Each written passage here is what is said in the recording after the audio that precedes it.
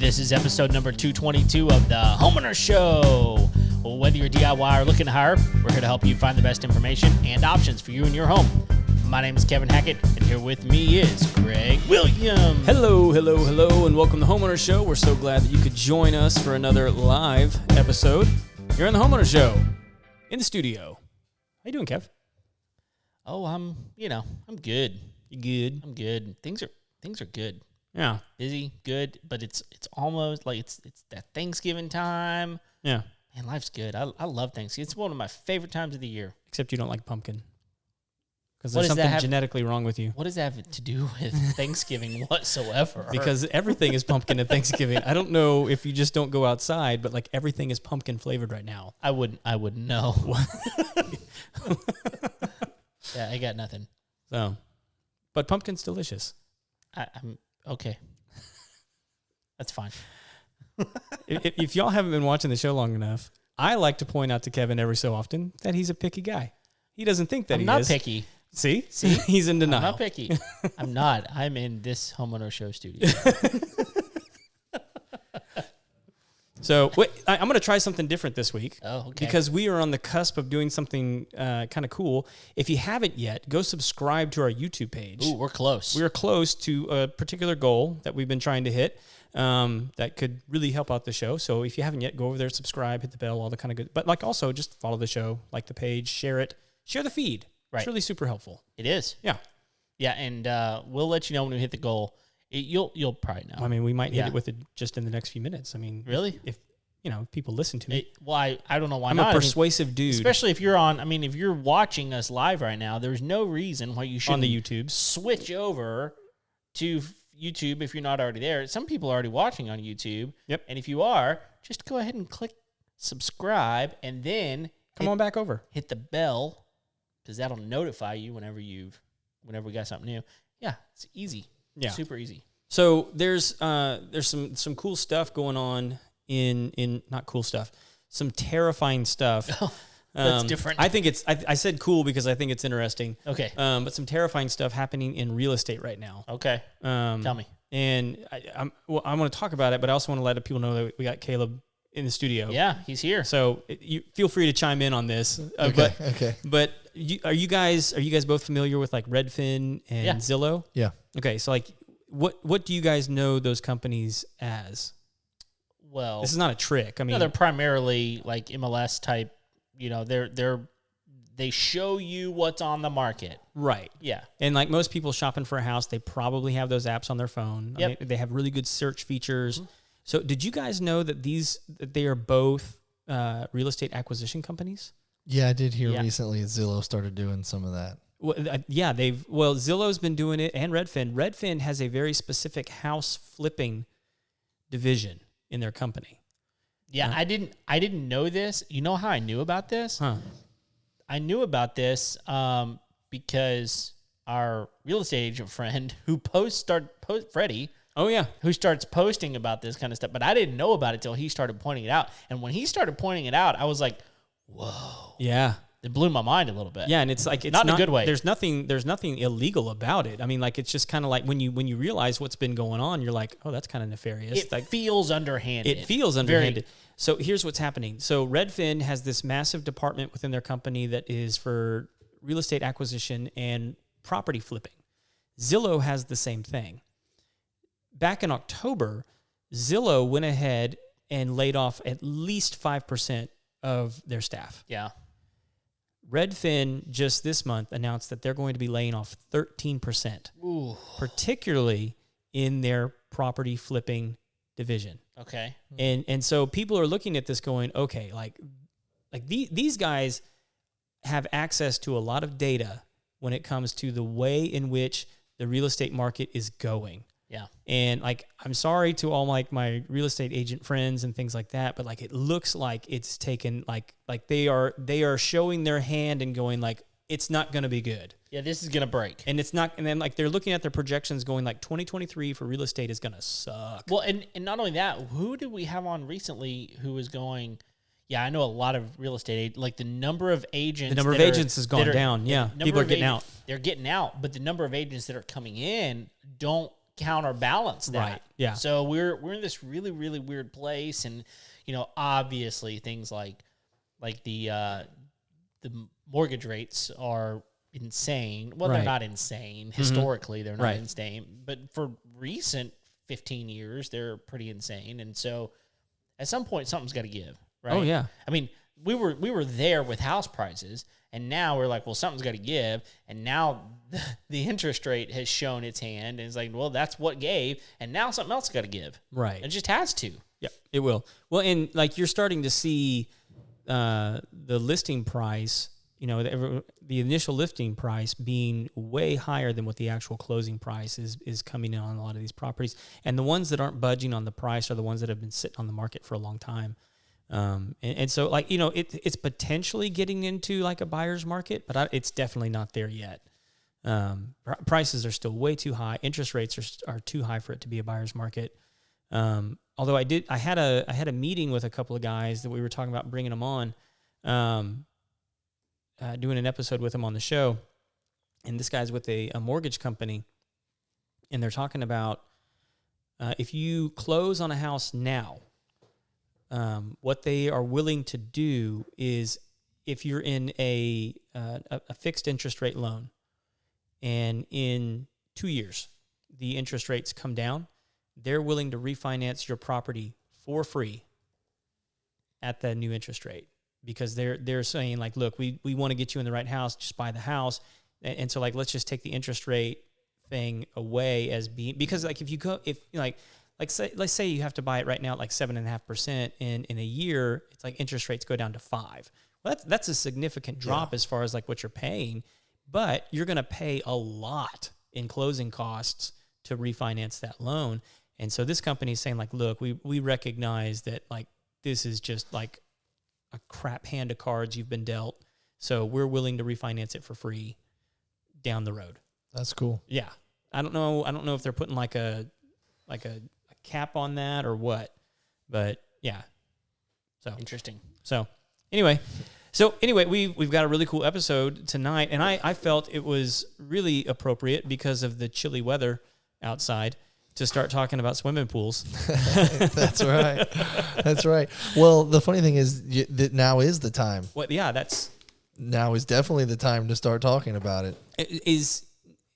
And then just for like my own edification, is this just the time because you can get a better deal, or is it the time because this is when typically people don't mind their yards being disrupted outside? Well, that's a good point. I mean, yeah, now is, some people like to want to have their yard pretty. Maybe they're hosting Thanksgiving or Christmas. But yeah, generally this would be the less important part of the year for your yard. But also if you're getting in now, if you're looking to buy one, now's the time because it'll be ready. Oh yeah, when that time comes, it'll around. be ready for the heat. Now, if you're April, you're late. Like it's already, we don't have time. It's already hot. You're just going to get a pile of dirt in your yard for the whole swimming season. Yeah. And then you're going to get real frustrated because it's not done yet. Well, and so I guess tell everybody kind of what you do. Yeah. So I'm a designer. Mm-hmm. It's technically like designer and sales. But really the pools sell themselves if you design them correctly. Right. I really don't consider myself in sales whatsoever. Mm-hmm. I'm a pretty awful salesman. I'm really honest and kind of like blunt, and I'm just really bad at sales. But I'm pretty decent at design, I like to think. So that's really what we focus on in our company anyways, is the design of the pool, and kind of the art behind the whole thing. Mm-hmm. So basically I take your plain backyard. I go into my little lab and I kind of create the most functional and pretty and fun thing that I can. Mm-hmm. And then kind of we work together to see if it's something that'll work for you and your family. Yeah. So when someone, when they start off with the simple idea, I want a pool, mm-hmm. like what is like the baseline conversation? Like, where do you start in the conversation with somebody about how to design this pool? Right. Because I imagine a lot of people come in with like expectations that sometimes have to be killed. Yeah, Absolutely. So the first thing I'm gonna do is I'm gonna ask why. Like, why do we want the pool? Do you have a 5, 7, and 9-year-old? Like, okay, I'm gonna start thinking a little bit differently than if you're empty nesters and you've just got a lot of adult friends to entertain. Right. Like, so we're getting a totally different design style. I'm gonna ask you, do you want one of the main questions is geometric or freeform? Okay. Do you want straight lines or do you want curvy lines? I greatly enjoy doing the straight lines. Yeah. Right. The curvy lines, fantastic. If you can make it look nice, if you have a big yard, Right. that's better because you tend not to be as optimal with your space. But yeah, that's usually where we start is what's the goal of this pool? Where are we? Yeah. Who are we trying to use this for? What really drives the decision for someone between like the straight line and the curvy line pool? I mean, what is it, like a personality I thing? would love to know. You don't know.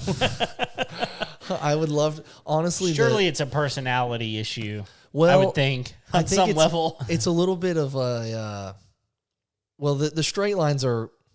I mean, you could kind of say more in style, at least right now. Right. Because I think a lot of times you go curvy lines and people immediately go to like a kidney bean, and a lot of people don't like that these days.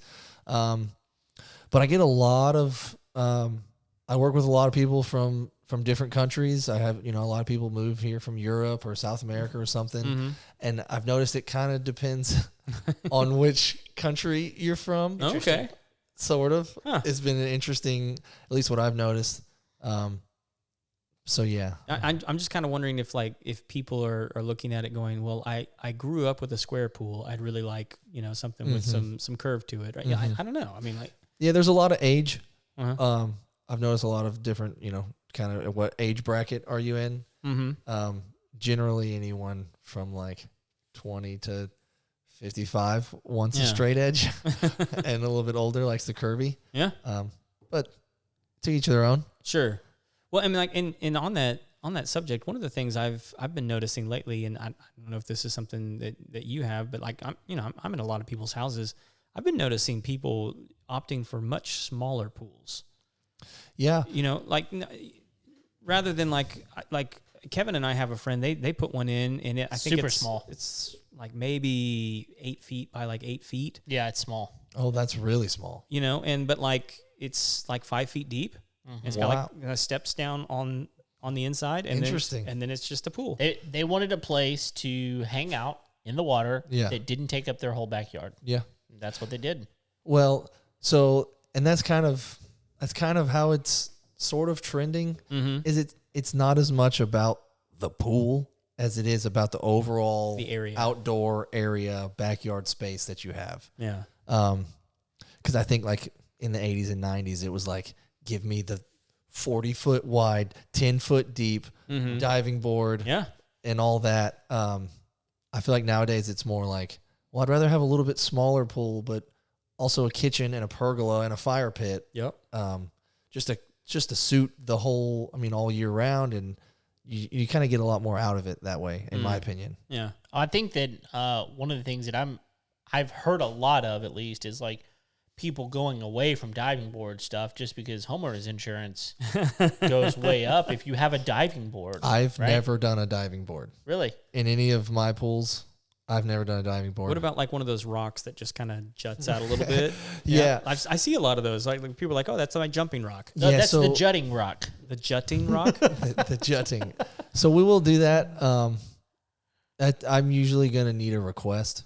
I'm not usually going to just like put that in there. There because if I put that in there, they told me, they said, hey, I love the rock. Give me the rock. Bring me the rock. We don't do a lot Can't do a wrestling reference. It's just no, it doesn't work. Give the look. It's just the look. I haven't done a lot. We really aren't doing a lot of rocks, even at all. Oh, like rock features, like even like the waterfall stuff. Yeah. Like that? So we're doing it. We're doing a lot of it more as a little bit more modern. Not as much with the rocks and the earthy type Because like for a long time, I think a lot of people were like, "Oh, give me the rocks, give me the slide in the rocks, right? All that kind of stuff." Which I would assume that's like a super expensive like add-on. I would guess It's not the cheapest. It's not the cheapest way to do it. That's for sure. right. It's better. It's better than the like the Home Depot slide that you just put into the water. But the little tykes that you just kind of shoved it up right. Right. Gorilla glue that thing to the deck. Are those 2x4s holding that up? That's where the home insurance should start kicking in. Exactly. But yeah, we're doing more like just like raised walls. They go straight up and we'll put we'll have a water feature coming out of it. Maybe a little stainless steel trough or kind of a sunken in. You don't even see it, just a water shooting out of the wall. And then we'll face those with stone or something, whatever the customer wants, really. Yeah. So do you think like those types of water features, are they just aesthetic, or do they actually help with the filtering process at all? So yeah, you definitely want your water to be moving around. Yeah. You don't want just completely stagnant. And then that gives you more returns in there. So you get your water flowing more. You're getting fresh water put in more often. And it looks nice. It does look nice. Yeah. I think some people just like the sound. That's another thing. Yeah, you want to go out there, you want to sit by a pool, and there's something about a waterfall sound that's really peaceful. I want to find the guy that'll just put the water feature in for me. I don't even want the pool. Yeah. You just got a fountain. I just want a fountain. Yeah. I think it's just a fountain, right? That's what I want. Okay. I'll see if I can get you a quote. Okay. Well, you need a grander entrance. I'm just saying. But so I will tell this story. Like when we bought this place, one of our relatives had a what do you call it? The little bobcat tractor thing that pushes dirt around. A little bobcat. Yeah. And when we bought it, I was like, man, I want a pond. And I knew I wanted a pond because I wanted to eventually put in fish. Well, yeah, but like I want This guy wants a fountain. I want a fountain. That's what I want. What I wanted was like a waterfall that, like circulates the water. Sure. All that kind of stuff. And so like he was going to bring it out. We were going to knock some trees down, dig a big hole. And for whatever reason, like everyone here was like, you can't do that. And I was like, it's free. Like it's just a hole in the ground. Right. Let me dig it. Yeah. I got vetoed, man. Really? Why? I don't know. Like vetoed by who? Everyone here. It was like everyone against me. Who? Like in your homeowners association? No. Or in your house? In my house. In my house. They're like, you can't do that. And I'm like, says who? Right. And apparently them. Right. Because there's no fountain. Yeah. I'm just saying. Well, they didn't know about the fountain. Right. You should have told them. They didn't have my vision. Right. You should have said, but fountain. Like you should have used the word fountain. Yeah. They might have changed their mind. You never know. Well, now you know. I don't care now. Just gonna go buy one in Arkansas. Yeah. That would be good. That would be a whole lot more expensive than just building a fountain. But hey, not on my my mental health bill. No, I know that's true. Yeah. Yeah, for sure. Those bobcats are incrable machines. I love those things. Amazing what they'll do. They're insane. Yeah. So I did eventually rent one, but not for that. Yeah. I had to clear out. I had a lot of bad dirt in the barn, and so I got one of those mini bobcats because it was only like 36 inches wide, so it actually go through the gates. Yep. And so I thought it was going to take 36 inches. Yeah.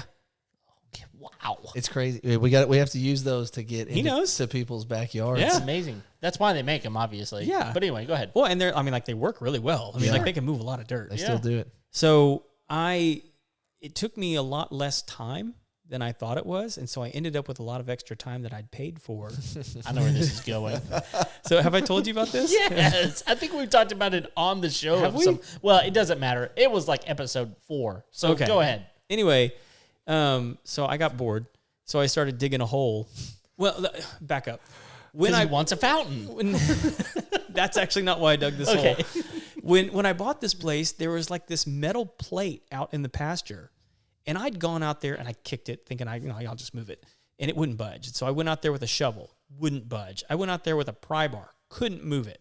And I was like, what is that thing? And so I was like, you know what? I've got this thing. I'm going to go out there and dig that booger up. So I started digging it up, and it just kept coming and kept coming. And it was the tracks off of a bulldozer that someone had buried in my pasture. What? And so I eventually got it out. It was like 3,000 pounds of like metal just buried in the pasture. The Bobcat got it out. Yeah. I told you. Incredible. Yeah, they're incredible. It struggled, but like I got it out of there. It took me some digging. I mean, you did like break the Bobcat. That's not how I broke it. That's not how I broke it. Uh-oh. But anyway, I was so proud of myself when I dug that thing up. I bet. And so like I went in the house and I was like, babe, you got to come out here and look at this thing. And I was showing it to her like I just shot a buck. Yeah. I was like, look at what I've done. She didn't get it. She was like, what the hell is wrong with you? And I was like, what? And she goes, what are you going to do with it? I was like, I don't know. Look at it. C&D scrap metal. That's right. And paying $2 bills. Yeah. And she's like, put that thing back in the ground. And I was like, all right.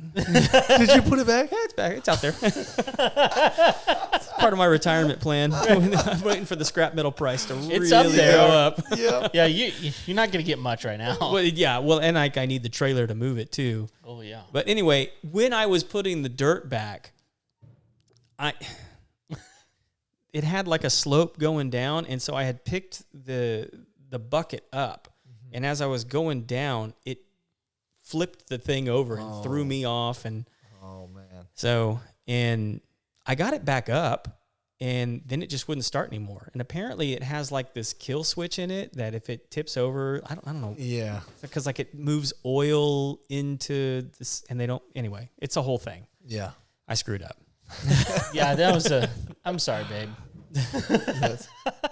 Whoops. Well, now it's kind of her fault because it was fine before. It was fine right. yeah. Until you had to put it back in. Maybe put it back. Yeah. By the way, she does every once in a while pop in here, and she will. Hey, it's random. Nothing but that I said is untrue. No, that's the problem. It's typically me, and somehow I'm saying something about his wife that I shouldn't have said to begin with, and that's the one time she turns it on. Yeah. I said 4 words, and you heard all of them. Thank you. Of course. I'm gonna transition this. You ready? Okay. I'm gonna titillate the people with the transition here. That's a good word. Yeah. So they're really good at digging deep holes. You can. I mean, like I think I had to go down like 6 or 7 feet to get that thing out of the ground. Is depth a problem on these pools? Are some people? I mean, like is I know 10 feet is kind of like a standard depth, but like, are you guys able to go deeper than that? I don't know the. Because like I was like, man, 15 feet, that'd be kind of cool. Yeah, I'm titillated right now. Yeah. You should be. Sorry. Oh my goodness. Yeah. So really, most people these days are going just like 6 feet. So our standard, we start usually like 3.5 on the shallow end. Yeah. And depending, some people want a sport pool, so we go 4, 5, 4. Oh, it's like a slope down. So they'll We have do a friend who has one like that. like a volleyball type basketball. So it's just deeper in the middle and Okay. shallow on the sides. A lot of people go 3.5 to 6. I haven't really gone. We don't usually go deeper than like 8. Okay. Really? We can. Okay. That was my next question. But you can.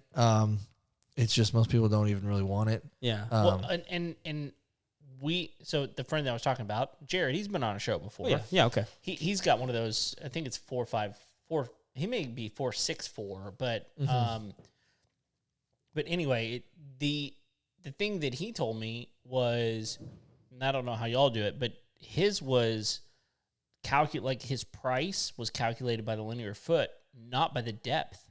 Is that accurate at all? What y'all do? Because I mean, I would think, well, it's going to be more work to do an 8 foot than a 3 foot or a 4 foot or whatever. Yeah. Because first of all, you got to do something with the dirt. You got to actually move the dirt. To me, it would be more. But so yeah, there's a lot of different factors. I'll come move your dirt for free. There you go. Just rent me. I'll have a blast. Depth is a part of a price factor. There you Okay, go. yeah. That makes more sense to me. I was like, that doesn't make any sense. I mean, so generally, a good way to describe just overall the size of the pool would be the perimeter. You say you got an 80 perimeter pool. Let's say that's a small one. Okay. Say 90 perimeter is about average. Is that like foot? Yeah, so 90 feet perimeter, that'd be a 30 by 15 by 30 by 15 like rectangle. Right. Okay. That would be like 90. I'd say that's average. 100, I'd say it's pretty big. 110, that's pretty big. Yeah. And then like 120 and beyond, like you got yourself a nice pool. An oasis. A real big pool here. Yeah. But then you can go the depth. So the thing about the depth is now we've dug deeper, so it's going to take more for the dig. We got to do more work to dig. Sure. Then we do rebar. So now that's that much more rebar that we've got to put in there as well. And we do gunite. There's that much more gunite that we've got to put in there. That's the concrete. And then we do the plaster. We do all like pebble finish on the plaster. So now there's all of that extra plaster that you've got to do. And so the depth definitely affects it. It affects the internal area of the pool. And so that's going to, that should, if you were trying to make money on your deal, you should calculate that in the. Oh, yeah, I would think Yeah. so. Yeah. That's what I was thinking. Yeah. Maybe. Good job thinking, Kevin. Well, I tried. Most of the time, it's not good. But so maybe he was just saying based on what he was looking at, he could have done all of it one depth, or maybe that was his deal. Was like, Yeah. they'll do a certain depth for a certain price. And Yeah. Then if you go lower, like then it's I don't know. What I do know though is that was like 5 years ago, Right. and the prices Oh, yeah. from 5 years ago to 3 years ago, 2 years ago Yep. to today are like They're totally they're different. crazy. Yeah, up until about 6 feet deep, you're not going to have much of a difference. Okay, Like and maybe if, that was As it. far as like material. yeah, like if you were like, oh, I just want it to be 4 feet deep, like right, I get a big discount. Like it's No. not going to change that much. Like Yeah.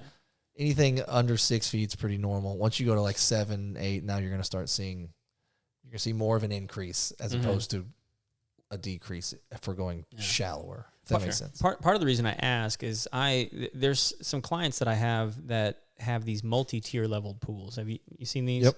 And so like I can look at that and go, okay, so like this one's got like at least a 5 foot wall, and then at the bottom of that 5 foot wall, that pool down there goes down another 3 feet. And so like we're talking about Yeah. a lot of depth that they've built structurally into this thing, and I'm like, okay, like what how deep can we go? That's a significant. Yeah, so a lot of times on a pool like that where you're seeing these tiers, I would be designing that based to cater to the natural slope. Right. So if you've got in your backyard, you step off your patio and that thing drops down 8 feet to the Right. bottom, we can tier that thing easy, and we've hardly even had to dig at this point. Which has to be kind of nice. I mean, It's I mean, like I imagine there's downsides. it comes into a lot more rebar and a lot more gunite. Yeah. 'Cause you got to build walls at that point. Yeah, the right? dig's the easy So- part. Yeah. The dig is not so hard. and the fun part. I'm just saying. You need a hole in your yard. Right. Give me a holler. Yeah. The issue with the depth comes depends on the soil. So if you're out near the lake or out off on the river or anything like that, you've got a chance for a little bit more of a sandier soil. When you're digging deeper into that, it just doesn't hold up very well. So you're trying to build your foundation on the sand. You're trying to pour that gunite, it doesn't really work so well. I've heard a story about that once. You may have heard that Okay, somewhere. I don't know. I've just heard it a few times. Yeah. The other issue is potentially running into the water table. You hit a spring, deeper you go, better chance is you're going to hit some sort of water. Natural. Well, it's just cheaper to fill it at that point. And then I got my water feature. Right. There you go. Get that bubbler coming up. Right. That's hilarious. I win either way. Right. Could you just put a hole there? Like just build a hole? That way it just kind of. There you go. Which is what I was Yeah. trying to do in the first place. Yeah, so that's Just put a float on that thing. That way, whenever it gets to a certain spot, it just turns off. Right. Put a float on it. yep. That's a custom pond. That's our other division. Which, by the way, speaking of ponds, and I know your parents have a pond on their property. So in Arkansas, I have some friends who have a cabin out in Mountain Home, which Okay. is I know Mountain Home. Yeah. And where's it? Mountain View. Both of those are cities in No, Arkansas. I know. Which one's the Mountain, one? Mountain View is the folk music capital. That's the one. Okay. They're Mountain View. Their place is out in Mountain View, and you know where that is. And they had a pond dug, but they could not, for anything, keep it to hold water. And so they did all kinds of stuff. Apparently, like there's some stuff you can put in the bottom of it. It's supposed to help, hold it. But they were told that the best thing they could possibly do to get it to hold water is bring pigs in. Oh. They said pigs will just roll down in the bottom and they waller in it. They do whatever they do, and That is the most Arkansas solution I've ever heard. yeah. Well, you know what you need? Need you a few good pigs. Yeah. Need you a couple hogs. woo, speak suey. Here we go. Call the hogs in That's here. right. And This is your new pool business, Caleb. You need I'm just go saying. capture you some wild hogs. Listen, here's what we're gonna do. Right. We're gonna get the hole started. We're gonna turn these pigs loose in your yard. In 3 years, Right. you got yourself a Yeah. holler. Can you just and just sign here? That's right. Right. Now this is a per pig price. So And how it's gonna- fast do you want this done? It's not going to take that long because really they're going to reproduce. So you're going to have 40 pigs in the backyard before this is all done. And when the pool's done, barbecue. Barbecue. I'm Yep. just saying. So- You're gonna have to buy some apples. That's all I'm saying. That's awesome. I just thought it was the most random. Like I would never have thought. Like Only in Arkansas. only in Arkansas. So here, I'll tell you guys something crazy I just learned about pigs. So if you take a farm pig and you turn him loose in the wild, he will convert into a wild boar, like a What? wild pig. They will grow tusks. Their hair will get longer. Yes. What? If you take, Like a potbelly? yes. If Win in Rome, man. if you are a wild pig and you bring them into a domesticated situation, their hair will get shorter. No. They will lose their tusks. No. Yes. And grow a potbelly? Look it up. Not. Now, they're not ever going to be like a potbelly pig, Okay. but they're going to become, because they're around other pigs like that, they're going to become What? like the other pigs they're around. Wow. Read the room. Yeah, it's Really? crazy. I've never heard anything like that. I will say though that my understanding is like pigs are great pets. They can't, so in my experience, if you're the owner, like they're better than any guard dog. Yeah, because they're mean. They're mean. They can be. Yeah. Yeah. Bite your leg off. Yeah. I've never heard They're such. fast too. They can be. Yeah. That's hilarious. I've never heard of guard pigs. Listen, I'd rather be bit by a dog any day of the week than I would a pig. What? Yeah. Dude, watch Old Yeller. Oh yeah. Have you ever seen No It's Yellow? been a while. That dog gets tore up. I was a wee lad. Yeah, that's one of my favorite Friends episodes where Phoebe is watching. They're watching Old Yeller, and she's like, "Oh, it's one of my favorite shows." They're like, "What are you talking about?" And she's like, "Yeah, it's great." Her parents always turned it off, and then she was traumatized as an adult because they let her watch the end of it. So anyway, there you go. Tough. Sorry. There's a comedian out there right now. He does a bit about a dog and his dad, and he talks about he's like, yeah, my dad, he got really, really sick and he had cancer, and we found out, and about 6 months later he passed away. And he goes the really sad part was after he died, I took care of my dad's dog, and he would often go sit in my dad's chair. And about 6 months after my dad died, the dog passed away in the chair. And as the guy's telling the joke, the whole audience goes, "Aw," and he's like, "Forget all y'all. Y'all didn't say aw about my dad. Y'all said aw about the dog. You're horrible people." It's true. It's true. Everyone listening to that story right now, even as I told it poorly, everyone was like, "Oh, the dog." Yeah, I was thinking it. Yeah. That's funny. That's funny. That is funny. So, Well, okay, so if I am, you got to transition. You got to titillate. well, it's not going to happen. I've already been titillated It's once. not so easy, is it? Now that I've been titillated tonight, I can't be titillated again. So my question is, if I'm, because this is kind of the position that I'm going to be in at some point in the near future, hopefully, is I want to buy a pool, build a pool in the backyard, where do I begin? Like that's a Like as far as like where the location is? I mean, no. I mean, I think I can figure out where. But more like, what do I need to be thinking about? What types of things do I need to be concerned about? Should I, like, when people walk in and they start talking to you and you're like, man, I wish people would just know that they need to have already thought about this. What are those things? What does that look like? The first thing I would say absolutely is, do you have any easements or any like setbacks, any sort of that in your yard? Because I've had a couple family friends like buy their house, not realize that they've got a freaking 20-foot easement. They can't build a pool in a 25-foot yard. Oof. And it's just like, you can't even set foot.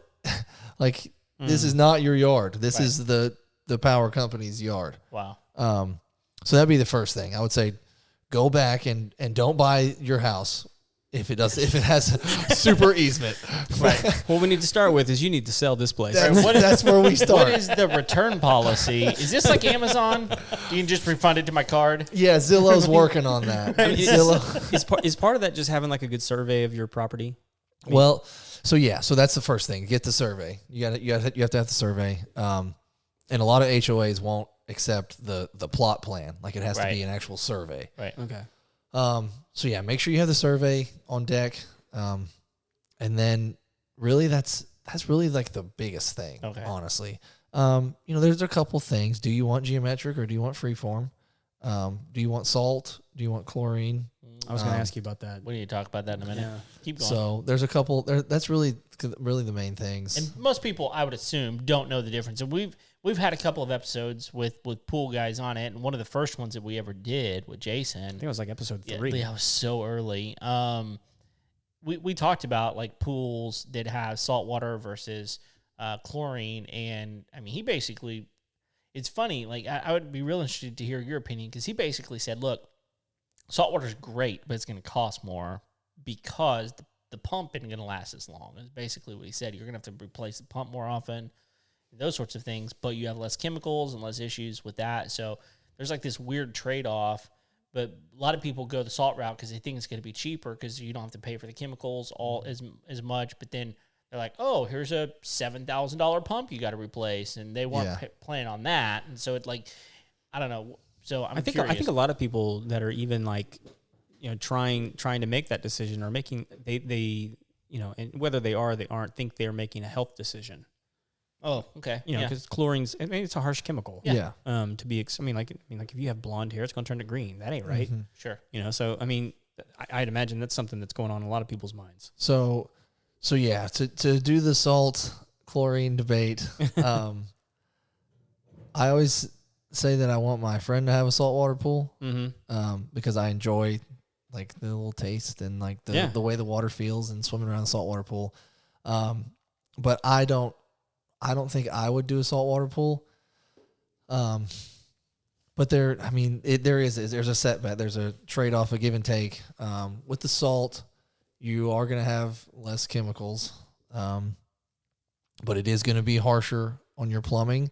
But not just that, it's going to be harsher on your furniture and your deck and your toys and everything, because that salt's more corrosive. You get out and you're dripping salt water all over your chair, and now it's all rusty and it's all corroded and this and that. You are going to have more kind of deposits, sediment on your water line. Sure. If you don't keep that thing scrubbed, if you don't have somebody scrubbing that like once a week, like you're getting deposits on that. The thing with chlorine, though, I'm kind of a health nut. My wife, we're super organic and all that sort of stuff, so I don't want chlorine all over the place either. Yeah. The thing now is they have the UV and ozone filters. And so really what that does is it uses UV light and ozone, O3, 3 oxygen molecules, as an antibacterial, antimicrobial of all sorts, really, before. So you go from the pump and you go to the UV and the ozone, and then you go to the chlorine, and then we go out to the pool. So that's kind of the order of things. Okay. The idea there is that the water is going to be fully sanitized at that point. Like it's going to be completely completely clean. Yeah. So you don't have to use that much chlorine anymore. Oh, okay. Interesting. Because do you have like any numbers or ideas how much reduction in use? it's about half. Oh, really? Yeah. Okay. So you almost effectively, because in a saltwater pool, there's still chlorine in it. Sure. Yeah. It's just not very much. Right. And so essentially we've achieved that without salt. Yeah.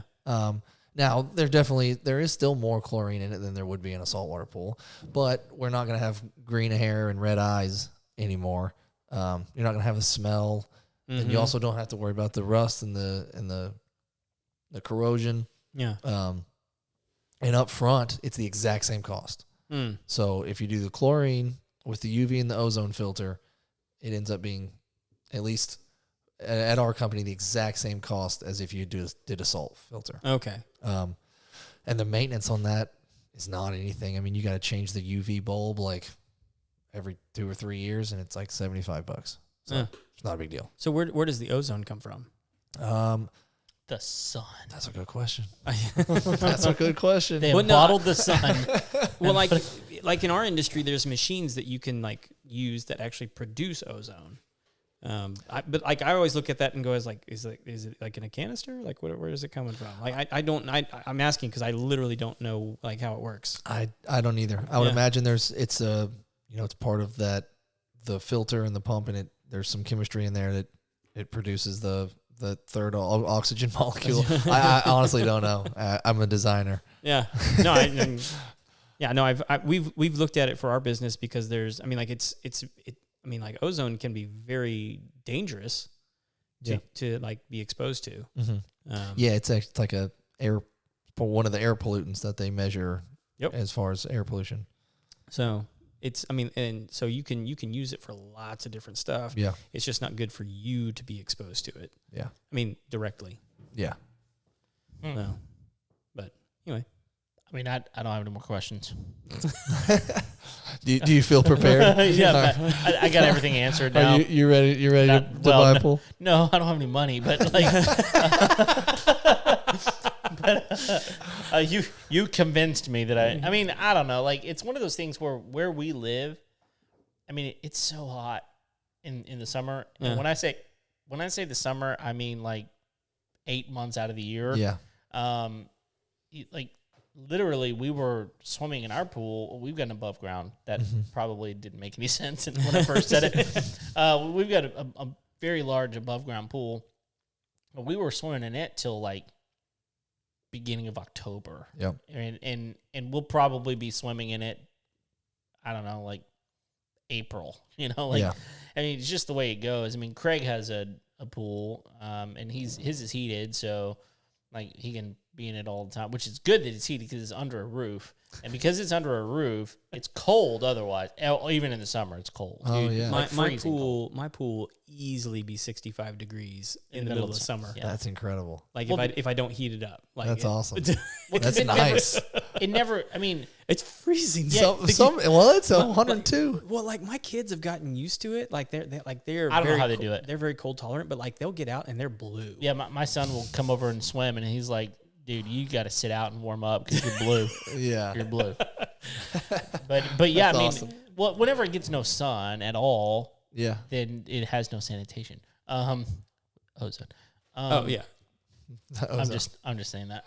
I don't know what I'm talking about. Well, no, like with ours, I know, like for ours, we don't have to put as much chlorine in ours, and mostly that's because it has no UV exposure. Right. Yeah. Like there's nothing breaking it down. Yes. That's really why you have to replace it and replenish it, is because the UV light breaks pretty much everything down. Yeah, you don't have to put any stabilizer in there or anything like that. Right. I would assume. So you're not getting as many pollutants into it either. Yeah, no leaves. Yeah. I mean, none of that kind of. I mean, like the occasional lizard falls in, but I mean, other than that, that's just a game.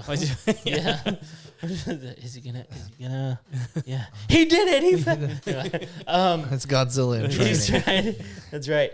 But no, I mean, I think that it's one of those things that so many people in Houston have pools, and it's not just because it's a luxury. It's almost like a necessity. Like I need something to just, if I want to be outside, literally, if I want to be outside, I have to have something to be in. Yeah. Because otherwise it's just miserable to be outside. And so I think it's one of the things that attracts a lot of people to HOAs that have pools, and I don't have to worry about it.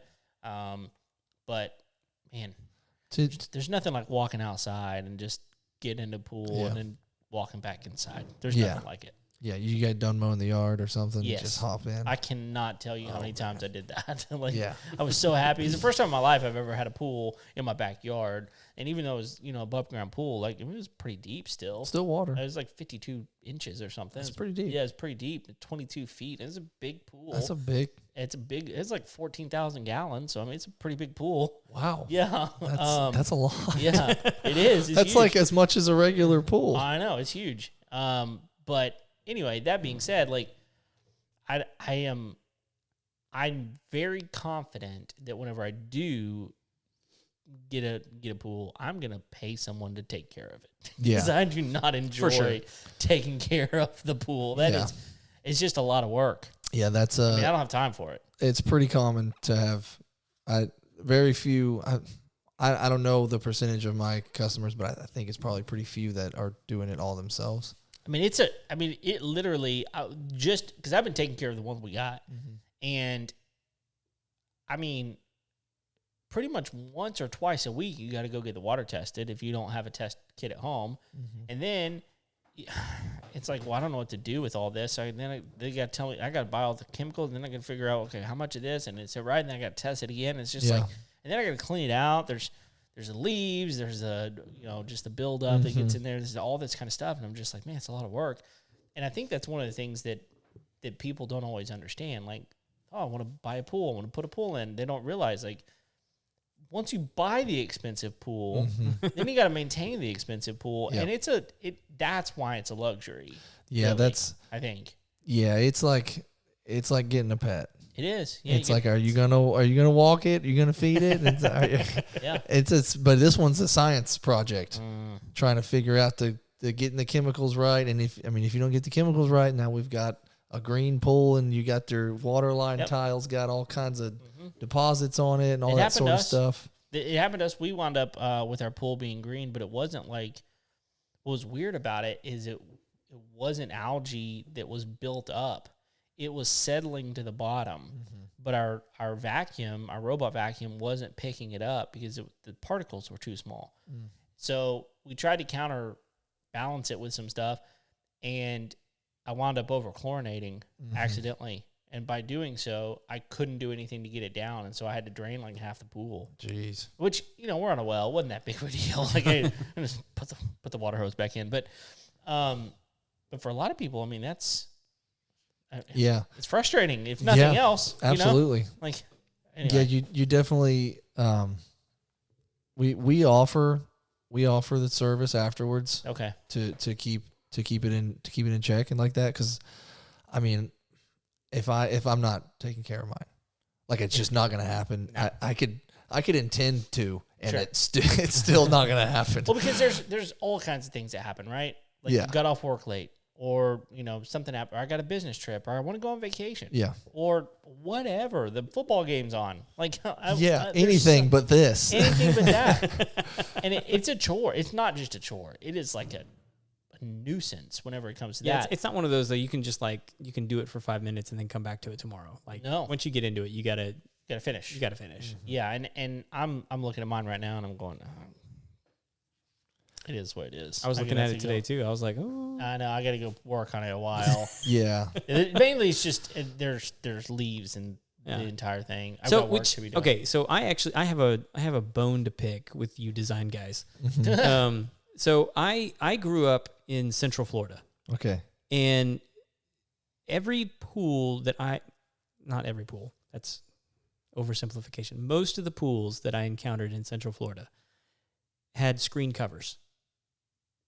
Like over the top? Yeah, the whole thing. Yeah. That's the sides, the top, but it was just screened. And it was like a metal frame, but then there was screened, and it would keep leaves. Oh, you mean like the whole backyard? Yeah. Yeah. That's a big Florida thing. It is. Yeah. And like when I moved down here, everyone complains about, I got to clean the pool because there's so many pine needles. And I'm like, well, just put a freaking screen over there. I've seen a couple of them here. Yeah, I almost did one. Did you?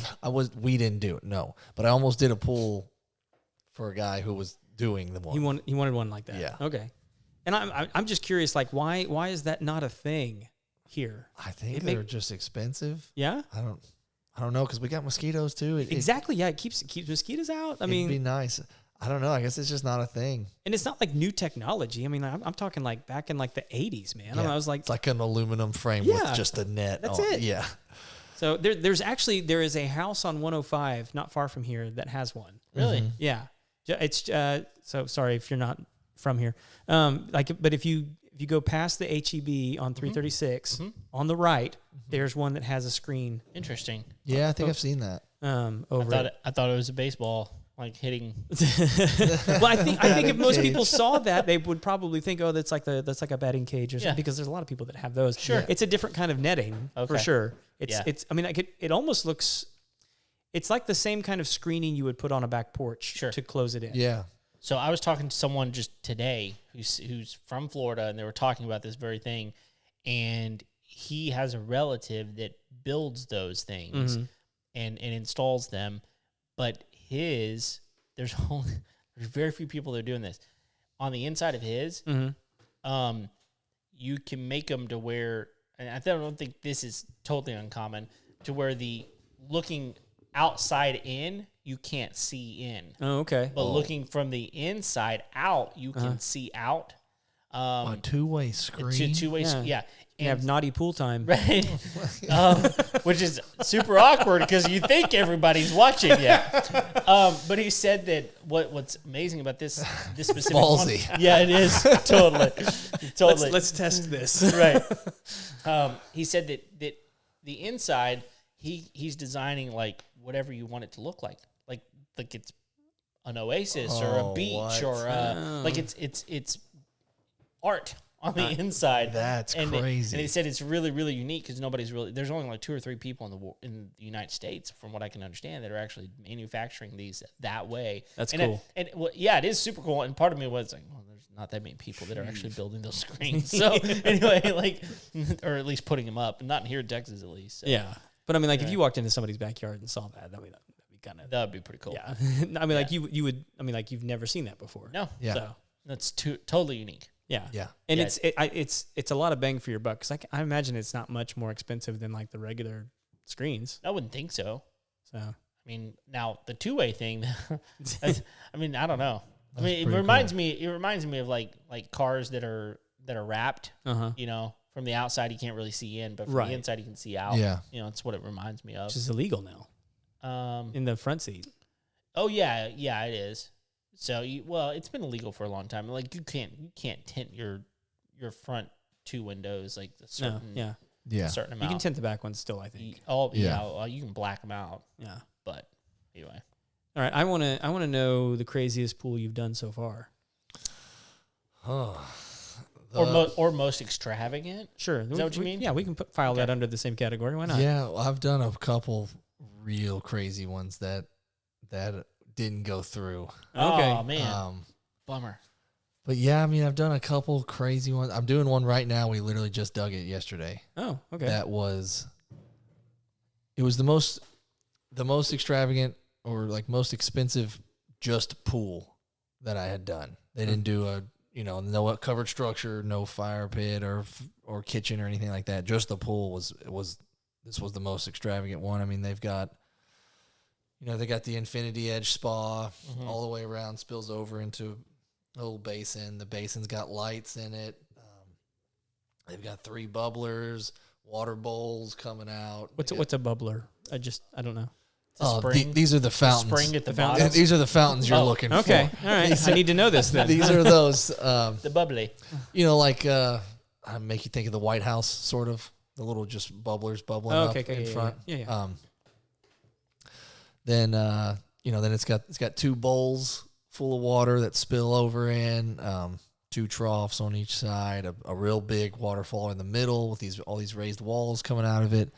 And then they've got the in-floor cleaning system, which is something I've been meaning to talk about. That Okay.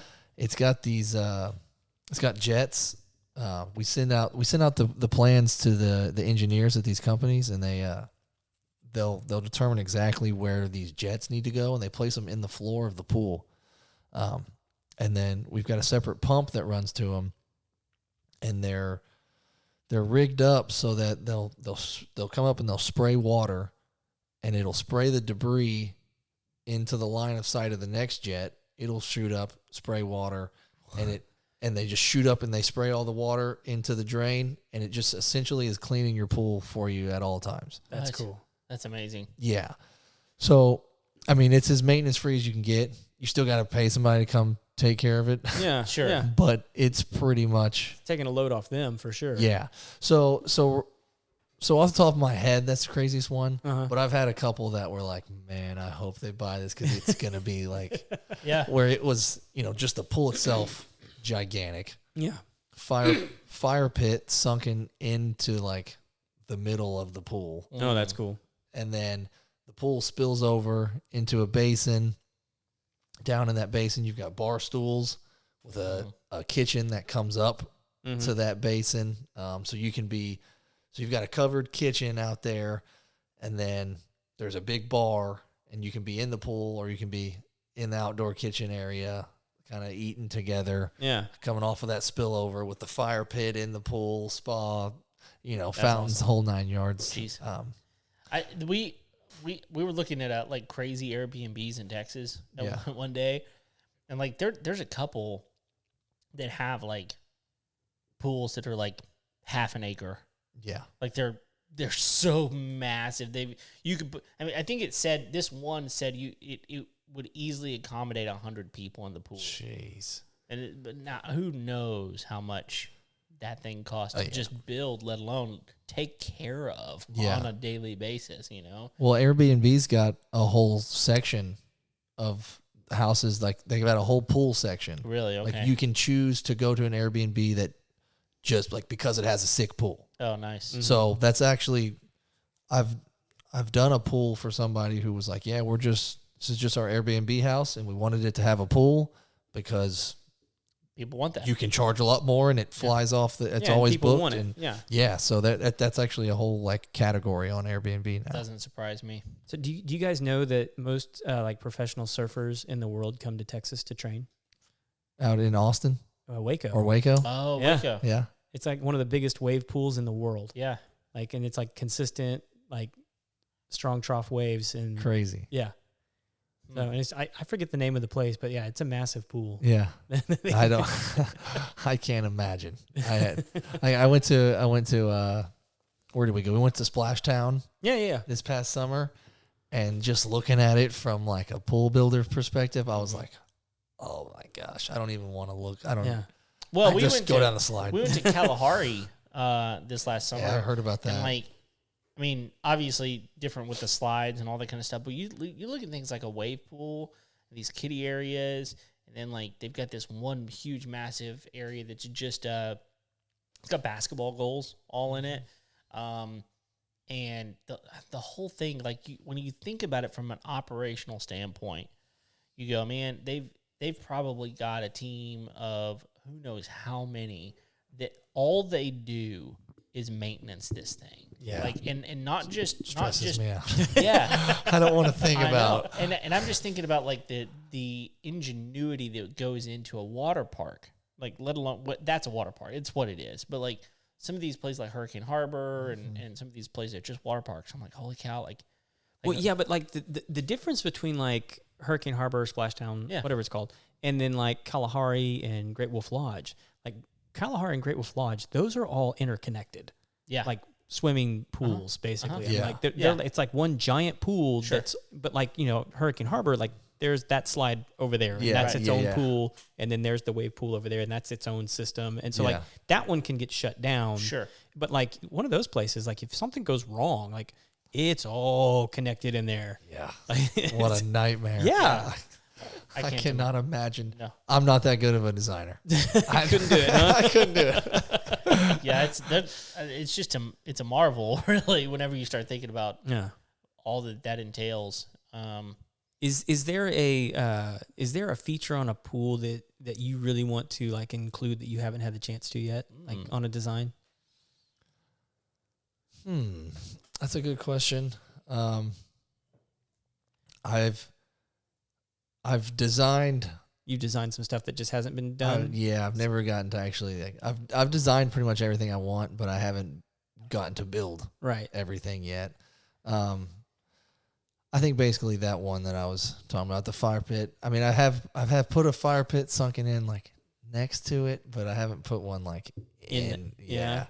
I'd also would like to do a like a pergola, like a real big pergola that's kind of got the angle, and the footers like 10 feet deep, so it doesn't have to have a front post. Oh, okay, yeah. Yeah, you know what I mean? Like, it's cantilevered. Yeah, cantilevered. I want to do like a real big cantilevered, but look at you with the vocabulary. Hey, look, I might be titillated, but I still know the word cantilevered. Yes, cantilevered. Yeah, wasn't so titillated I couldn't do the vocab section on the SATs. Right. Some of you think I'm just stupid, and well. Anyway, what were we talking about? Cantilever. Cantilever. Yeah, that's right. That would be cool. Like, I think that, to me, there's really no end to what you could do. It's just a matter of, do the parts exist, or could someone build it? You know, like, I think that it's amazing to see some of these things, and it's interesting. I think especially with COVID, one of the things that we learned. We learned a lot, but one of the things we learned was that there's something about being out and with your family and having a place to have people, and you're not just by yourself all the time. And so having a place outside that you can be, and that, to me, that's probably where these outdoor kitchens and the fire pits and the, just having a place to be outside. And honestly, it's one of the reasons we want to buy some land, and why people buy land is they just want to be out a little bit more and not feel like they can't dig their own pond. Doesn't matter how much land you have. If you got a family that won't let you dig a pond, I don't know. I just think it's a really, really cool thing, and I mean, I'm curious how many people, like, when they're buying houses right now, they specifically are like, I do want that. If it doesn't have that, I don't want to build it. And it's one of those things where I wonder, like, at what point does a homeowner go, look, I'm going to build an outdoor kitchen because I know it's going to sell my house, whatever. You're never going to get your money back on that. Yeah. It's not going to be cost effective, although it make your sell go faster maybe. I don't know. Yeah, so that's on to that point. Usually from a real estate standpoint, you really only get about 5 to 7% value increase, which I would be tempted to argue that if you built something incredible, for sure. Yeah, you might get a little bit more return on that. Well, it does sell. Yeah, the swimming pool that you put on a 3-2 home. I mean, typically a 3-2 home doesn't have. I mean, we're talking like maybe a 15,000 square foot lot. I mean, you're not going to be able to put that big of a pool. Oh yeah, no. Right. But like when you start talking about a house that's a 5,000, 6,000 square foot home that's like sitting on half an acre. Yeah, I've seen these houses, and like the pool that they put in some of these, they're incredible. And like we're talking about like caves. Yeah, and sunken fire pit, like the whole thing. Like that adds value to that house. You put that pool on that 3-2, like it's just not going to do that much for it. But like when it adds to the aesthetic of the home, like you go from like nowadays it's like a $1 million home to like $1.5 million, right? Yeah, real quick. You've got to do a good job with it, and we usually kind of the rule of thumb is like you kind of want to shoot for around 20% of the home value for the pool. So, which is a lot from it. I mean, like that. Yeah. I mean that. Yeah. I agree with you. Like if you've got $1 million home, like you should be putting around a $200,000 pool. Yeah. Anything less than that might not do your home justice. Right. That's interesting. I'd never thought about that. Yeah, I mean it's not a hard number, but it's a rule of thumb. It'll get you kind of in the right area. Okay, have you ever done a swim in, swim out type of pool? Because that would be sweet. What do you mean? Oh, I'm outside now. I'm inside. Oh, okay. Yeah, I haven't had the architectural freedom. Because really, I can tell you why you don't want to do that. Well, because I've had to fix that problem for somebody. I'm sure there's so many reasons, but that almost seems like it's got to be built when the house is built. Yeah, you know? so yeah, for sure. That does happen a lot of times. Unless you're doing like an addition. Sure. If you've got like a real big custom and we're out ahead of it, and you understand like that when you're pouring the foundation for the house is we're gonna just do the gunite and all of that at the same time. Because if you do something like that, you risk messing up the foundation. Sure. Yeah. Digging that close to it. You really don't want to go more than like 5 feet from the foundation. You can go, I've gone closer than that. I've gone like 3 feet before. Pretty small backyard, I'd imagine. Yeah, that's only by necessity. Yeah. When you got an easement, and a fence, and then got to butt up against it. Yeah, you know, we actually had we had a friend growing up that had a indoor pool, and I was like, dude, that's crazy. There's something nutty about your family. Like, what do you do? They were farmers. I mean, everybody where I grew up was farmers. But they were sick of being outside. Exactly. But I've even seen pools that are like in the middle of a house. Like some crazy stuff. Like you built your pool in the like it's a. It'd be cool if like in a courtyard. Yeah, it's exactly kind of what it was. But awesome. it was like in a glass ceiling area. It was kind of this. It was indoor completely, but still had the light from outside because it was glass roof and all that kind of stuff. It was just really, really interesting. Yeah, that just feels. The first thing that I think about that is just humidity. Yeah, that just that's feels the problem. Like a steam. Yeah, that's exactly what I remember about that pool that my friend had growing up. I was like, you walk into it and it's like, it's awful. not really refreshing. Which is actually one of the things that whenever I was at Kalahari that I was shocked about. It did not feel that way. Really? Like this massive indoor water park, and it does not feel humid. Were you there in the summer? Or? I was in, yeah. Yeah, I imagine it's different in the winter. We were there in August, but like it was just every time I'd walked into something like that. Great Wolf Lodge was even this way. Mm-hmm. I was like, wow, this is just like a different atmosphere, right? The other thing is all their stuff was salt. Really? Mm-hmm. Well, that may help. Yeah, it may help with the humidity. Well, they call it Kalahari. It better be dry. Yeah, exactly. Exactly. It's a good point. It better be. It's a good point. All right, I had a question, and I was gonna tell you about one of the craziest pools I've ever seen. But I don't know why this even. I see a lot of people putting in koi ponds. Mm-hmm. Is that something you guys do? No, not that I've ever done. Because in my head I was wondering if anybody's ever incorporated, like not in the pool, but like a pool, and then next to that pool is the fish tank. You know, like the big fish tank. That'd be cool. Yeah, I mean, especially if you could put like a glass and you could see in there. Yeah. That'd be. Oh yeah. So there you go. Fantastic. You can sell that to somebody now. Fantastic. Yeah. I'll do that. That's a thick piece of glass too. Like it is, but like it could be really fun. We do that. We have done like glass walls. Oh, okay. You do that sort of. Done that like kind of near like an outdoor kitchen sort of thing. Uh-huh. It ends up being funny. You just see people's legs while they're drinking. Yeah, like what are you? Why are you? You could do it. You could do it with a spa. Yeah, that sort of stuff. You can. The kids love it. Yeah, the koi pond is the most functional use of it. Mm. You're actually seeing you like the fish swim around instead of just. I'd want to go underwater and. Yeah, that'd be cool to me. That's a great idea. So all right, so craziest one I ever saw. When we bought this place, we basically had to gut the house, and we needed the window over the kitchen was about the size of the window behind you right there, and so tore out all the cabinets and put in like a 7-foot window over the sink. Well, it took me forever to find the window. I found it on Craigslist, and so I wrote the person and I was like, hey, they had a bunch of them, like stacks of them. It's weird. And it was weird. It's Craigslist. Yeah. So I wrote them and said, hey, I'd love to come take a look at the window. I'm really interested in buying it. I need it pretty quick. He said, come on out. So they sent me the address. I pull up to this property. Have I ever told you about this? No?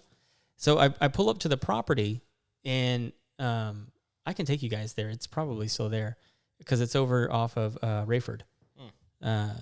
And I pull up, and there's army tents, and then greenhouses, and then this big house behind this giant wall of ivy. Yeah, you told me this. And this old lady comes out to meet me, and she starts talking to me, really, really sweet lady. And I'm like, hey, I'm the guy here to look at the window.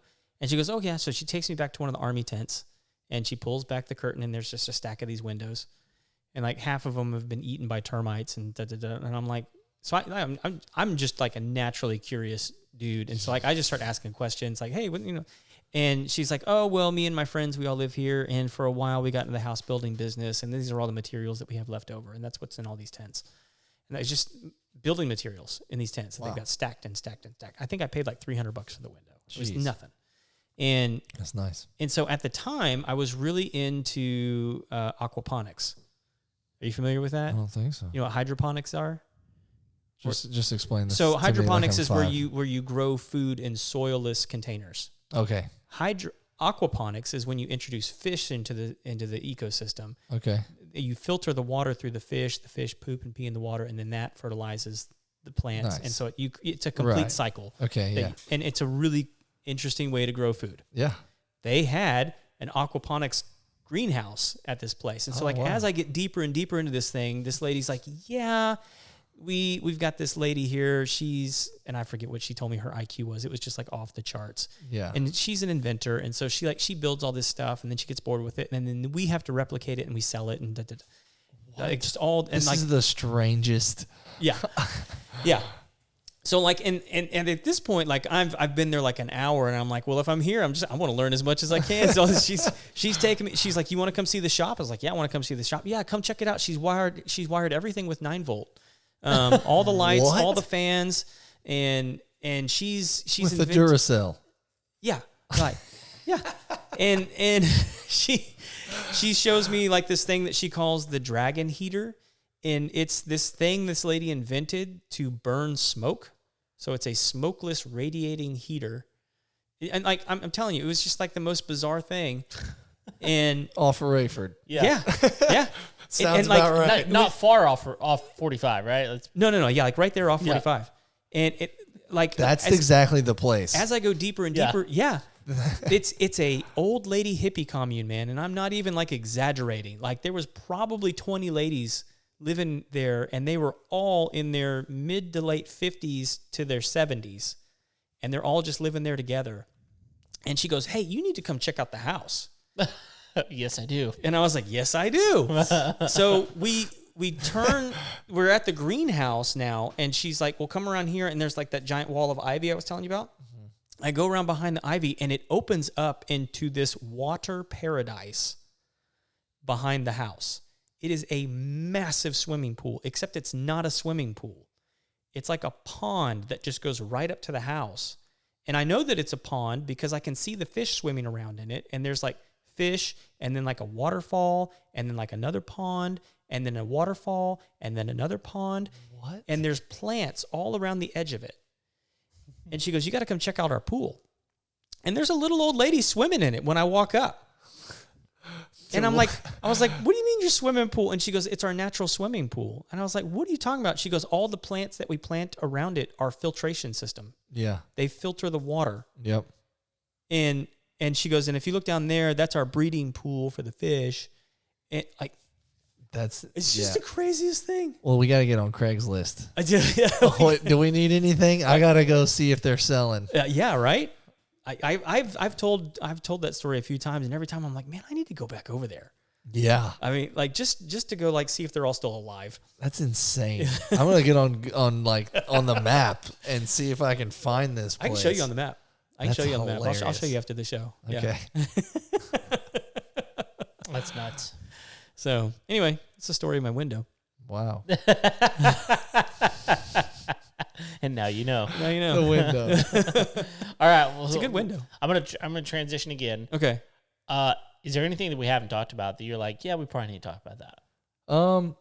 The process, the construction. Oh yeah. Of doing it. Yep.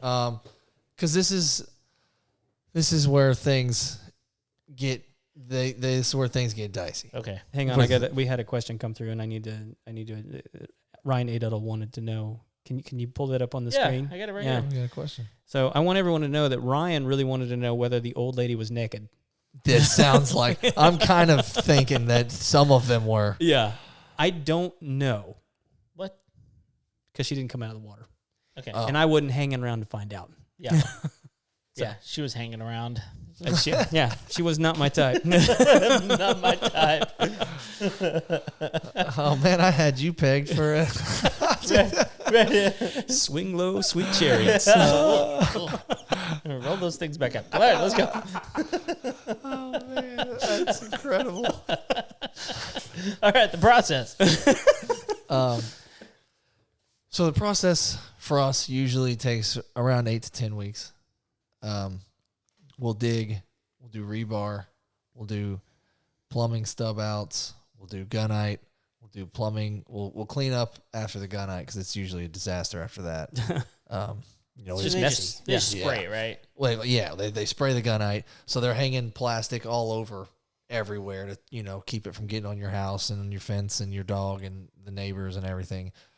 So then they clean up after that, and then they do the plumbing and electrical. So they're trenching, doing all that sort of stuff. You got to go from the electrical and the gas meters. So that's something to think about before you're getting, like, where do you want the equipment pad?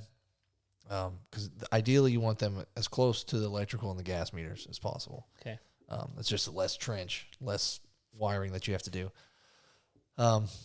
Then from there, then they'll start doing the tile around the edge, the coping around the edge. Then they'll do the decking. And then they'll do the plaster, fill it up, get the chemicals going, and you're pretty much ready to go. Mm-hmm. The thing about the process is that it's messy. It takes a long time. About on average, about how long? 8 to 10 weeks. Okay. But most people are used to ordering something on Amazon and it's here tomorrow or today or the next day. It just takes time. There's there's just no way around it. I mean, if you were the only customer on earth and every 100% of our efforts were on your pool, it might not take quite that long. Yeah. But, we've got stuff's got to dry, stuff's got to cure. Yeah. Stuff's got to cure, stuff's got to dry. There's just a certain amount of time that it's going to take. And then it rained. Yeah. And then it was Thanksgiving. And then it was this and that. So, like, there's going to be delays. And the funny thing about it is the smoothest, the best projects that we do are the ones where the customers are not upset. And it's not that we did a good job so they weren't upset. It's that they were upset first, usually, and then things get messed up. Mm-hmm. Like, I had a customer who, this was his second home. We were doing a pool for him in his second home, and he spent the entire construction process in his first home. And believe it or not, we were able to take care of the entire process without him there at the house. Yeah. Telling us if we did it right or not. Right. And it's like a gorgeous, perfect, flawless. We got it done fast, easy, like boom. Yeah. And so a lot of times I think customers shoot themselves in the foot by just getting too involved. Interjecting themselves into the process. Interjecting because it doesn't go. It's not really built the way that you would maybe initially think. Well, and I don't know, but my guess is that the majority of these people are not building their own pool because they don't know how to build pools, right? Yeah. But then all of a sudden they walk out their back door and they're like, This isn't right. This isn't right. You did this wrong. I'm like, no, I didn't. Yeah. So that's, I'm a pool builder. You're not a pool builder. You need to go back into your house and turn on Top Gun again. Whatever. If you could say that, that would be great. You might, but but yeah. Have you fed your dogs yet? They're all over me. Yeah. Maybe you should feed them. Go do something else, please. Yeah. Pardon me, Professor. Yeah, it's funny. It's funny how it actually ends up being just the more patient and the more just.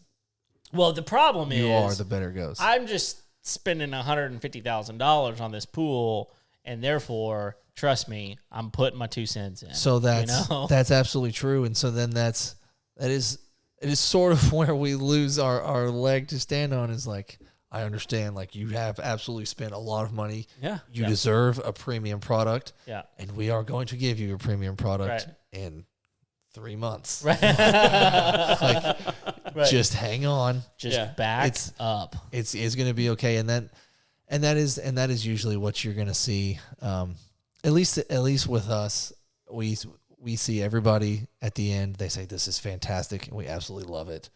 Mm-hmm. It's just usually a bit of a rockier road to get there than people are expecting. Yeah. Mm-hmm. And I know that. And so I try to manage that expectation, and it's still hard. It's like, it's going to be worse than you think. Sure. And, well, because they only have the finished product in their brain. Yeah. Like they don't, no one ever has like every step of the process having to do with this pool in their brain. The grass is dead. Yeah. And there's dirt everywhere, and there's dirt. You've ruined everything. Like, yeah, like it is. It's going to be muddy. It's going to be, the grass is dying, and it's taking a little bit longer than you thought, and the fence has a little orange thing on it, and so it does take a while, but the best customers are the most patient ones. Yeah. When you say the orange thing, is that like the orange fencing that? Just the construction fence is. That is the so ugliest funny. stuff on the face of the planet. It's the worst. It's ugly. I get the purpose, but like it is ugly. So how many how many people do you like? You've dug the pool, you started the rebar, and they're like, I don't like the design.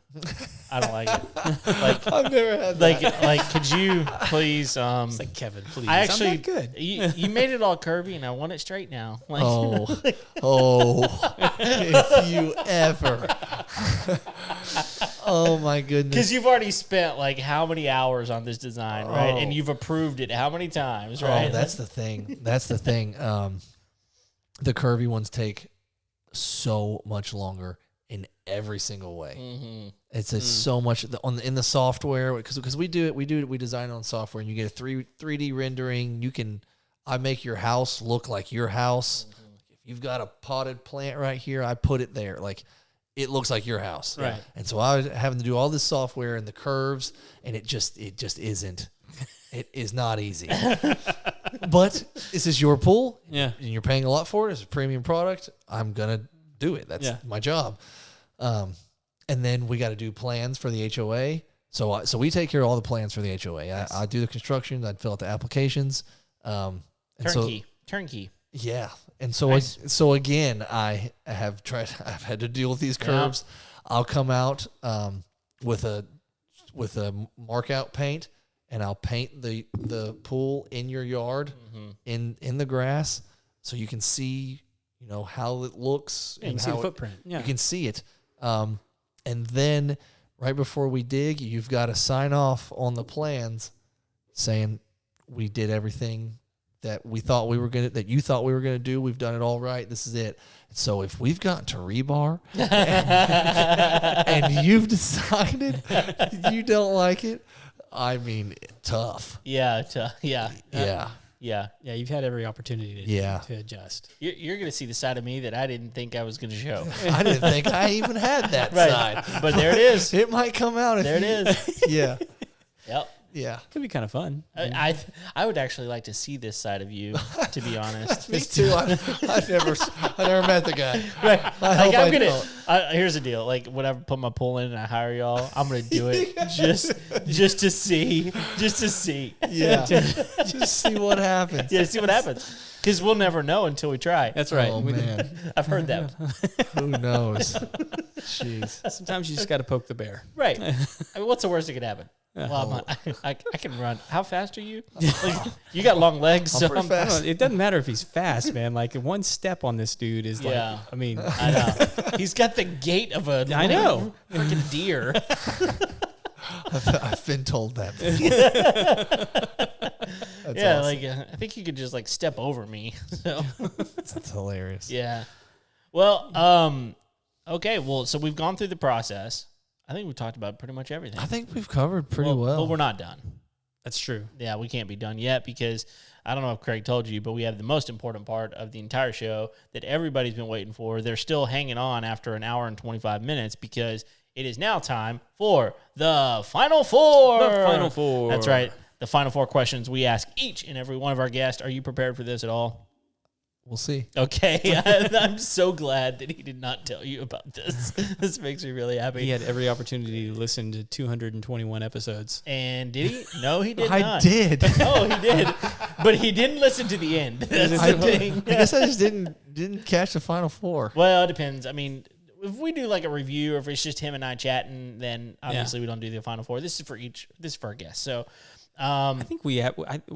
Some return guests we've done the final 4 again. We have. But if they're a return guest, we just haven't been doing it. no, because I mean they've already answered the Yeah, questions. we don't want to hear their lame No, it's answers like again. You've already go We know back. you. Yeah. So anyway, here are the 4 questions, starting with number 1. Okay. What's the must-have tool you won't leave your house without?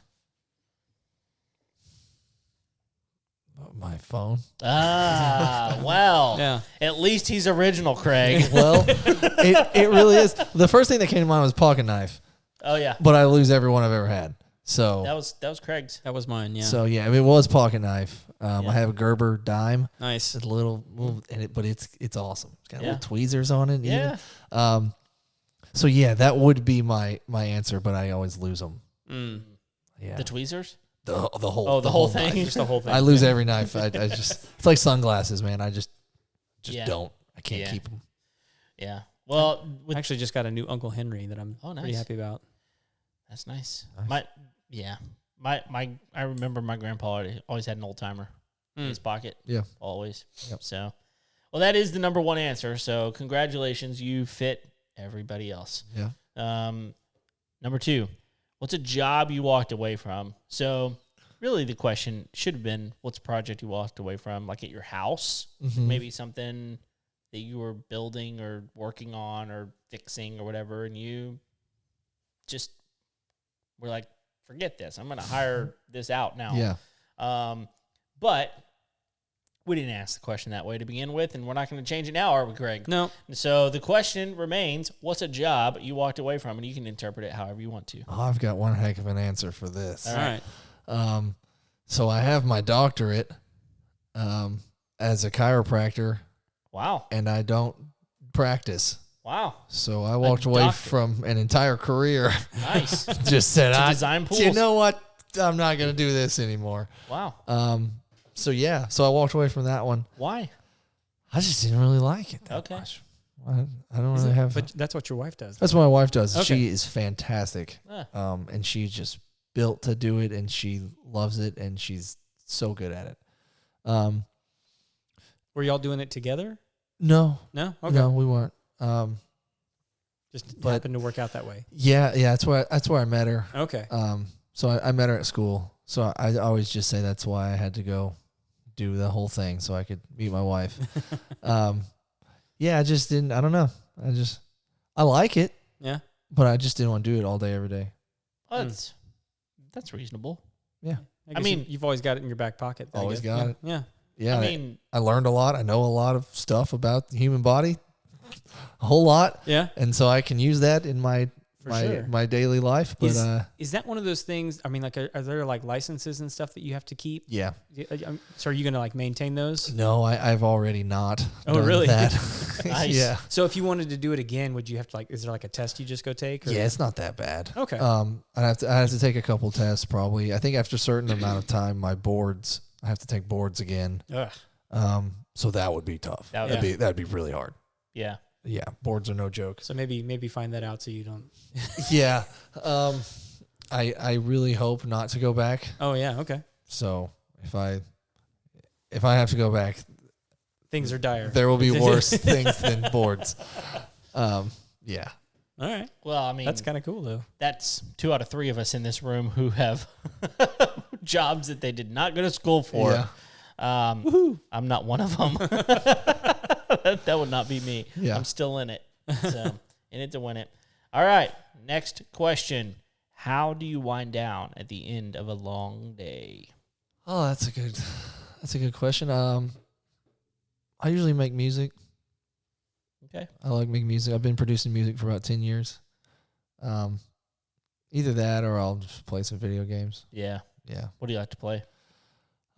Music and games. That's a good. As soon as I said it, I was like, wait a minute. Yeah. Music wise, I like to do a little bit of like kind of some more like retro stuff, like 70s, 80s. Okay. Sort of like yacht rock. Oh. But some stuff a little more like synthy. Okay. More cyberpunk type stuff to it. But I'll do anything. I like EDM, or I even made like a country song once. I made a reggae song once just for the heck of it. Why not? Yeah. As far as video games go, I'm a little bit more of a nerd. I like swords. Okay. Yeah, anything I can do kind of like medieval type Okay. games. Yeah. Like Skyrim. Okay. That type of genre of stuff. Cool. Do they have? Is there like a new version of that? There's always a new version. Yeah. Of Skyrim. Yeah. They Well, released. They did like an online one or something, didn't they? Yeah. So they did release it online. Is that the newest one? Yeah, right now. Okay. I think they're coming out with something, another one. It was like Morrowind, and then what was the one after that? Yeah, they did Oblivion. Oblivion, and then Skyrim. Yeah. Oblivion is one of the best games ever. Still, it is. It came out in like 05 or 06, and I even like a couple months ago I did another Oblivion run through just because it's just good, man. Nice. All right. Last question. What's one of the best pieces of wisdom or advice you've ever received? Let's see. I'm just gonna let it hang. Yeah, I'm really hanging on it. Sorry. I'm good with it. I'm just going to let it ride. I want. Don't let there be awkward pauses in conversations. Right. That's I want to give it a good answer. Especially in radio, like in the podcast world, is like, Is it on? they're still talking. Did I lose the feed? The first thing that comes to mind, back in 10th grade, my dad gave me this long talk in the driveway. I've always been like my I guess my half ass in it. I don't know any other way to say that. My half ass in it has always been good enough. Has been like, I could not even try and get a 86 on the test. Right. I could, not go to workouts, make varsity sort of thing. But my dad challenged me in 10th grade. He's like, stop that. Basically, we just had a talk about being mediocre. And he just kind of changed my mindset about mediocrity and how it's just such a cancer. So yeah, He's not wrong. yeah. No, I mean, and the problem is so many people in the world never get over that. Yeah. I mean, because It's hard. It is, because especially whenever it's like, well, I'm not valued enough in my job or my marriage, or my kids think I'm not good enough, or my employer thinks I'm not good enough, or whatever it is. And it's like, well, why would I try? Yeah. It's like, well, maybe if you tried a little bit more, they would value you. I don't know, but like, Yeah. I don't know. And I'm definitely kind of reaping some of the consequences of that. Just, I didn't take it to heart like I should have.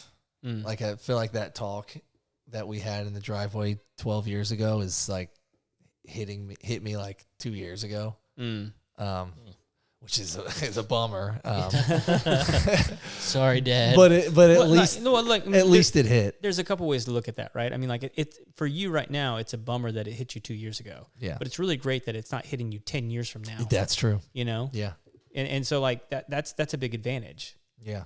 Because for some people, like there's this, delay of adolescence, or that may not be the best way to put it, but like a delay of maturity. Yeah. Well, the reality of it is statistically, weird things are happening. Puberty is hitting earlier, and the development of your brain is happening later. Right. It's a strange So thing. it's a strange thing that's This happening. caveman era. Yeah, it's really, really bizarre. Like, it used to be that the human brain in males, because they took longer, obviously, to develop, was like 25. Well, now it's like it's bumping 30. It's maybe even 30 or 31 now is the final development of your brain, where your frontal lobe is completely developed. And that's like, whenever you start thinking about it, like a 30-year-old is just now learning how to fully process information, but they've been hitting puberty 4 or 5 years earlier, sometimes 3 years, probably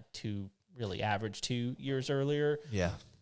So you've hit puberty a lot earlier, and you're not making good decisions until a lot later. Like we got issues, you know. And that's just scientific. Like that's not. I'm not just saying that, like just to say, oh, that's scientific research, you know. These whippersnappers. Yeah, exactly. You know. Yeah, I mean, like it used to be that it was like 26, 27. The prefrontal cortex was fully formed, and you're right. Like it's being delayed later and later. Yeah. And there's people have lots of different theories as to why that's happening, but and I think your dad was spot on. I mean, like because there's this weird thing that happens that because your mediocre try is somebody else's excellence, you know, and so you get stuck in this place of like, no, I am trying because I'm doing just as well as that guy, and I can prove it. Yeah, because I exactly. Right. Because like this guy studied for 10 hours and got an 85. Right. Yeah. And then you waltz in and get an 85. It's like, well, why would I try? Exactly. I'm smarter than he is because look how well I did compared to him. Because you got the same. No, I didn't because I didn't try. Exactly. And so that becomes it's like the most toxic thing ever. Yeah, it is. It is when you go down the path of comparing yourself to other people. Like that is the worst practice you can get into. The thing that you compare yourself to is to who you were yesterday, because that is the person that you are trying to rise above. Yeah, you know, and unfortunately, you know, you can get into this pattern like what you're talking about, where like who I'm comparing myself to is, you know, that guy over there who's probably really great at some other stuff, but the stuff that I can do, I don't have to try as hard. The stuff that I can see him doing. Yeah. Yeah. And I think for a lot of people, it kind of is going to take getting out of school. Yeah. To notice, because there's no more just like. Well, because school only measures you by certain things. Yeah. There's no more measuring stick anymore. And so it's like, maybe I am doing a just real mediocre job around here. Right. Time to tighten things up. Yeah. Well, and it's frustrating because a lot of people get out of school and they're like, I don't know what I'm supposed to be doing. Yeah. Like I've got a degree in chiropractor, for example, and it's like, well, I don't know how to do that. Like, it's like, I got an accounting degree. Well, I don't know how to do that, right? Yeah. You know, whatever it is, like I know for me, I graduated with my degree, and literally, I walked into a situation and I'm like, I got to learn. There's a reason that teachers have student teaching, right? Because they got to graduate with their degree and then go learn how to do it. And so I think it's frustrating to people. Whereas, you know, and you know, get Craig on a soapbox here, but like you see guys that or gals that go directly into a trade out of high school, and they immediately become differently successful because they're learning how to do that thing right there. Yeah. And they can see the evidence of what they've done right then, right there. Whereas you go to school and it's like, okay, well, I can read. Yeah. You know, and I know study these concepts pretty dang well. That's exactly right. Yeah. And it's just a challenge. And I can regurgitate them on a sheet of paper. Yep. Yeah. I'm a big trade guy. Yeah. I'm a big advocate for. Well, here's the thing, man, is like, I think there's a lot of young people, you know, running up against exactly what you're describing, where, you know, you've put all this investment into a educational direction, right? And I think, you know, what you did is very odd in that you walked away from it.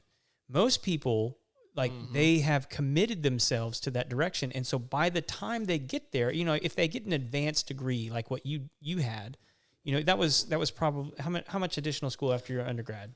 4 years. 4 years after that. Yeah. Okay, so 3.5. 8 years of advanced education, right? That you looked back on and said, you know what, I'm just going to do something different. Most people look at that and go, I can't do that. I just spent 8 years educating myself. I am committed to this. I'm going to do it whether it makes me miserable or not. And so you end up with a lot of miserable people. If when you get out of, you know, middle school, you start testing like what it is that you actually enjoy doing. Like, is it plumbing? Is it, you know, taming bats. I don't know. Yeah. Like try a bunch of stuff out. Yeah. Because you're going to figure out, well, like that sucks. I don't want to ever try that again. Yeah. And like, wrestling that alligator, that was a dumb idea. But like you're young enough and resilient enough that you can recover from that. Yeah. Most people can't recover from it after 8 years of education and then just make a complete 180-degree pivot and feel good about themselves. Yeah. This is, I mean, and again, coming from two people who've done it, right? And the challenges of mentally and, what are people going to think about me and all this sorts of things. Oh, yeah, because your whole self-worth is tied up in that. Absolutely. Your identity is completely formed within that thing. And it's like, well, that's why, I even do what I do is like, no, your identity isn't tied up in that at all. But at least it shouldn't be. Yeah. I mean, that's not your true identity. But that being said, like, I just think that, and hear me, like some people are probably listening to this like, they're bashing on college. I'm not bashing on college at all because, listen, there's a whole learning style that you get and an ability to learn how to learn in many ways. And, oh, by the way, frankly, there's just some things you have to go to school for in order to do. Yeah. That's not the case for all things. But Yeah. like, if you want to be a lawyer, good luck trying to just go into that profession. Yeah, but it's like, but just going because you graduated high school, now you have to go. Right, But because what am I doing? I don't know. Just pick something while you're there. Yeah. So I'm not going to spend $80,000 just to pick something. what's the difference in like? Well, I went from 9th grade to 10th grade, so it's just natural that now I go to college. Like that's not really the way that should happen. No. But it does so very often. If you specifically have something, my wife knew she wanted to be a chiropractor since she was like a junior in high school. So then it's like, all right, well, here we go. We're going Which to is fantastic. take the path. I mean, great. and it worked. That's just not the case for most people. No, it's not. I mean, and I'm excited for you, man, because it didn't. I mean, that transition didn't happen to me till I was well into my 30s. But it was an incredible blessing. I mean, I was straight from the Lord. I did not deserve it in any way. Yeah. So same. it was it's a blessing. That's all I can say. Yeah. Well, listen, I thoroughly appreciate the time. Thanks for coming on. It's been a long episode, but it's been really, really good. We've learned a lot, so thank you. Thanks for having me. There is one thing. Oh, sorry. No, you're okay. You can put it on if you want to, but we didn't. I forgot the. We forgot the final question that we lied. Sorry. There's 5 questions. There's 5 questions. Final 5 doesn't really work as it's not well. as snappy. It doesn't. It is not nearly as titillating. No. I really like that we've incorporated that word numerous times into this episode. That's right. All right, well, go ahead. Ask the question. If people want to find you, how do they get a hold of you to get their pool designed? Yeah. Or maybe crack their back. I don't know. Yeah, anything. Maybe a twofer. I'll write you a song. I'll write you a song. I'll crack your neck and build you a pool. There we go. Our Instagram, J Bradley Pools. You can come by on our office. We have an office off of Kirkendall. Okay. Other than that, really, it's mostly all just through J Bradley. Okay. So yeah, you can just give them a Are Google they on search. most social media platforms? Yeah, so they're on Facebook, Instagram. Is there a website? Yes, jbradleypools.com. There you go. Yeah, jbradleypools.com. We'll link all that up. Yeah, you call the number, ask for me. So yeah. Take care of you. Kevin will link all that up in the show notes. I sure will. Well, thank you. We've already asked you to subscribe. If you've gotten this far and had to subscribe, I don't even know what you're doing right now. Get off, freeloader. Yeah, you're not even participating. You're just there. Subscribe, like. Now, here's where you can really help us. Go on Apple Podcast. Leave us a 5-star rating and review. We would really, really appreciate that. That would help us out a lot. But listen, we're here each and every Tuesday. We're on the Facebooks. We're on all the places. Thanks for showing up today. Until next time, we'll see you later. See ya.